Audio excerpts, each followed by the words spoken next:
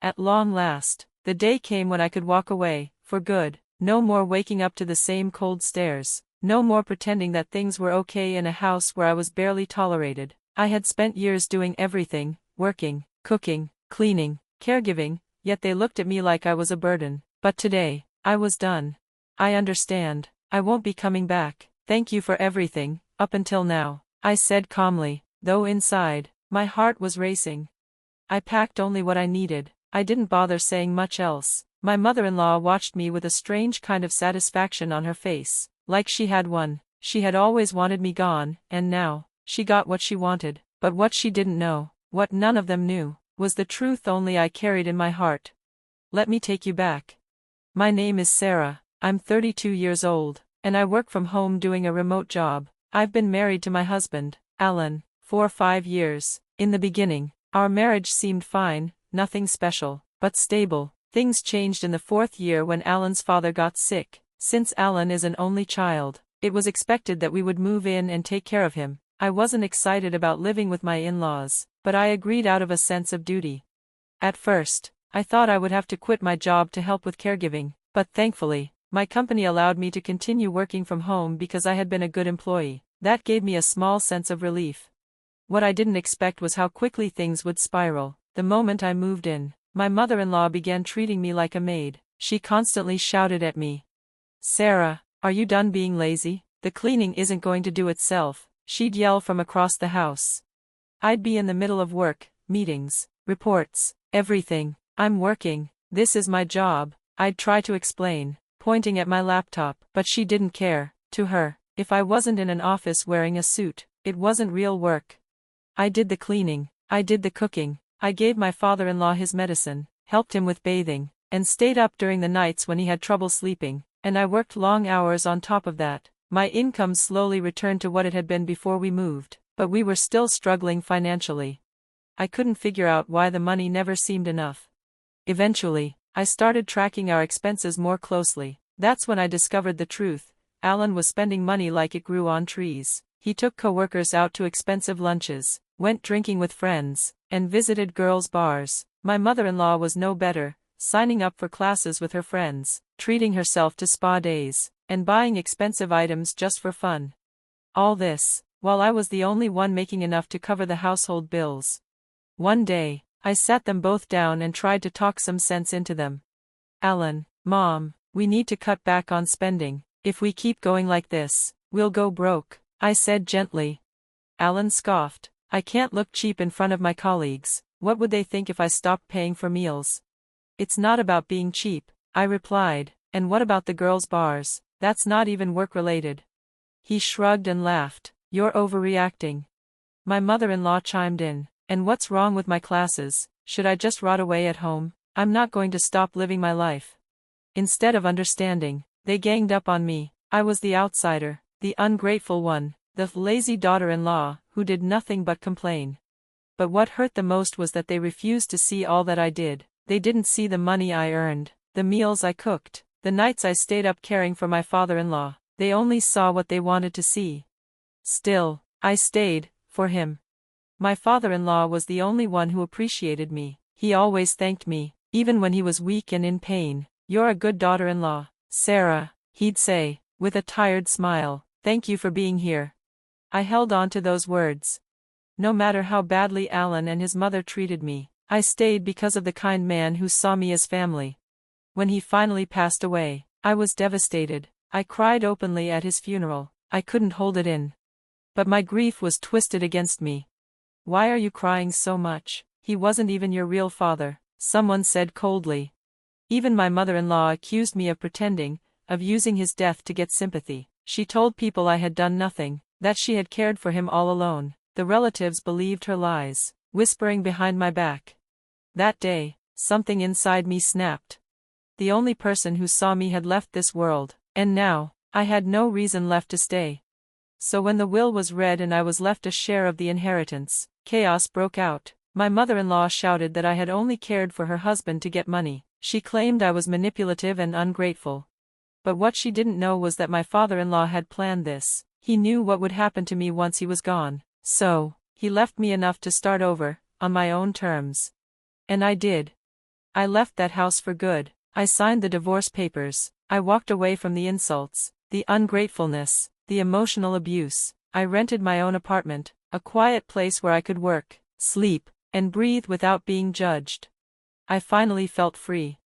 With my skills and no one holding me back, my income doubled. I enjoyed the peace of living alone, cooking when I wanted, and spending my money how I chose. I signed up for classes, went to the gym, read books, and even traveled. Life, finally, felt like mine. But then, one day, Alan called. "Sarah, please help us," he said. I laughed. What kind of joke is this? He confessed they had spent all the inheritance on gambling, shopping, and overseas trips. The house had been sold. They were broke. "I want to make things right," he pleaded. "Can we try again?" I shook my head, though he couldn't see me. "No, Alan, you didn't want me then, and I don't need you now." That was the last time I spoke to him. A year later, I walked past their old home. It was gone, just an empty lot now. I felt nothing. Later that year, I met someone new. He was kind, respectful, and hardworking. We dated for a year and a half, then got married. We built a life of mutual respect and support. No lies, no blame games, just two people trying their best. Looking back, I realize everything that happened was painful, but it set me free. In a strange way, my father-in-law had saved me, even after his death. And for that, I will always be grateful. I didn't notice Alan coming toward me, his face tight with anger. Without even a greeting, he blurted out, "You embarrassed Mom in front of everyone." I was stunned. "What are you talking about?" I asked. "I was crying because I was sad about Dad's passing, that's all. Your mom's the one who said I was acting strange for crying. I never claimed she didn't care for him. I was just grieving for someone I loved and took care of." But Alan wouldn't hear it. He kept pressing, insisting I was disrespectful. "If you cared that much, you should have taken care of him yourself," he snapped. My voice trembled, but I replied, "I did take care of him. You and your mom know that." The tension grew, and soon some relatives stepped in to stop the fight. After that, I didn't say another word to Alan, not out of spite, but because I had finally reached a place of calm. I had no more strength to waste on arguments. After the funeral, we were called to a meeting with a lawyer. He sat down, opened a folder, and began reading my late father-in-law's will. "I'd like to explain how the inheritance will be distributed. To the wife and daughter-in-law Sarah, he has left half of his cash assets each. To his son, Alan, he has left the family home and land." There was a moment of silence. Then, my mother-in-law's voice rang out, sharp with disbelief. "What? Why is Sarah getting anything? She's not even blood-related. Shouldn't everything go to the family?" The lawyer replied calmly, "Your husband wished to express his appreciation to Sarah for the love and care she gave him during his illness. This was his decision, and it's legally binding." But my mother-in-law was livid. "I knew it. You only looked after him for the money, didn't you?" she accused me. I stayed calm, even though my heart was pounding. I cared for him because I respected him. He always treated me with kindness, and I did my best to repay that. Still fuming, she continued to shout, even accusing me of manipulating him emotionally. Eventually, she went quiet, but her eyes still burned with resentment. The lawyer cleared his throat and said, "That concludes the reading. These were your husband's last wishes. Now, shall we continue?" Suddenly, my mother-in-law changed her tone. She smiled and said sweetly, "Yes, I understand. That's fine." Alan looked at her, confused. "What's going on? Why are you okay with this now?" With a smug grin, she replied, "Now that your father's gone, we don't need Sarah anymore. That inheritance is just a goodbye present. She can leave. We'll finally have our house to ourselves."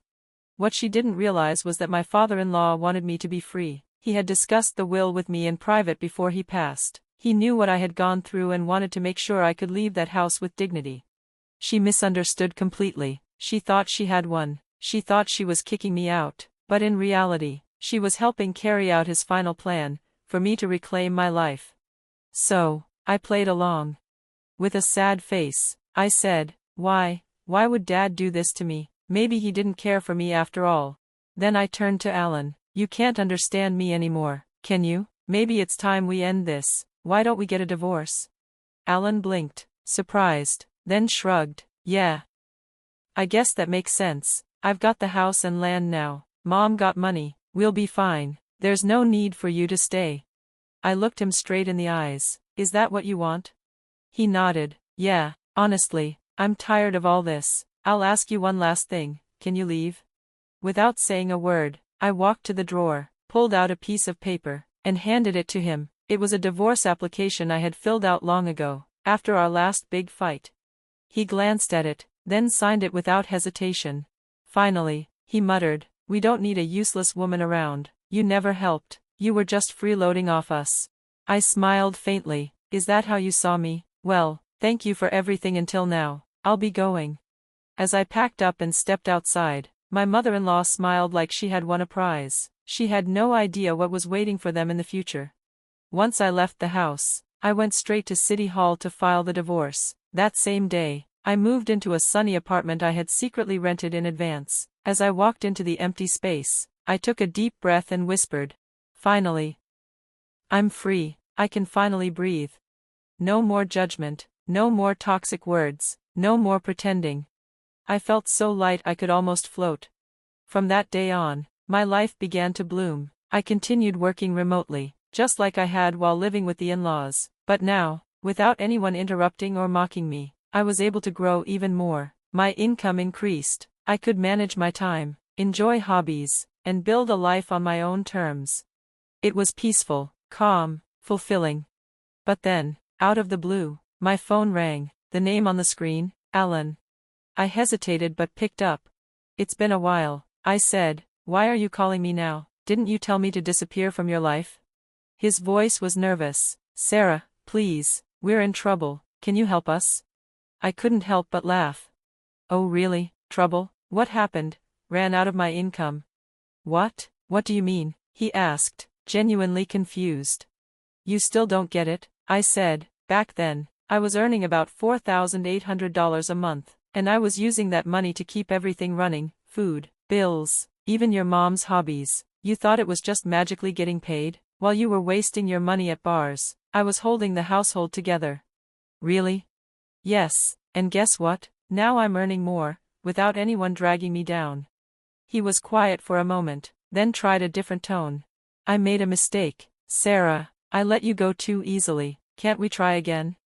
I shook my head, even though he couldn't see it. "You want my income, that's all this is. You never respected me, you treated me like a maid. What about Mom's inheritance? That should last you, right?" He groaned. "It's all gone. Shopping, travel, and the casino. It disappeared so fast." I sighed. "Like mother, like son, you're not my problem anymore, Alan. Don't be so cold," he begged. "Help me, just this once." "No," I said firmly. "You made your choices, live with them." Then I hung up and cancelled the phone contract linked to that number. About a year later, I passed by their old house, or, rather, where it used to be. It had been torn down, likely sold off because they couldn't afford to keep it. I didn't feel bitter, just relieved.